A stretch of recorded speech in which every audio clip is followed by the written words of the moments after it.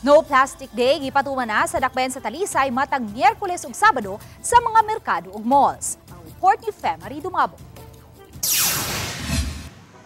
Gisugda na pagpatuman ng No Plastic Day sa katapusang bahin sa miaging tuig.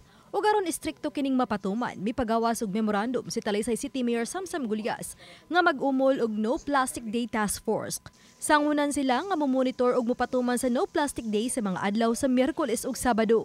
Rumbohon sa task force ang kamerkaduhan, ilabi na ang Tabunok Public Market ug ang mga mall sa dakbayan. Natay No Plastic Day sa Talisay, may lipay lang ko nagisuportahan sa merkado, gisuportahan sa ato ang mga business establishments na Wednesday ug Saturday pareha sa atong silingan na syudad na atay no plastic. We encourage them to do it, hopefully they will do it, but let's start big and that is the merkado and business establishments. Gipatuman ang No Plastic Day policy human mapasar ang ordinansa nga gipanday ni Konsehal Alito Bacaltos, ang chair sa Committee on Environment.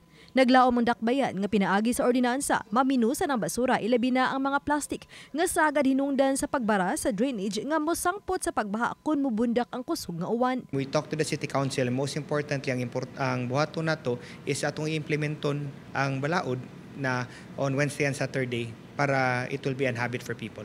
Usa sa gitahasan ug sakop sa maong task force si Edwin Yerves sa Ecological Solid Waste Management sa dakbayan sa Talisay, alang sa higpit nga pagpatuman sa maong ordinansa. Kung makatabang yun sa atuwa niyang kini nga balaura, makatabang ni sa pag-reduce sa basura sa plastic waste sa Talisay, kay ato ginang nakita nga kanang mga plastic waste usa gyud na naka-cause og clog up sa ato ang mga drainage system.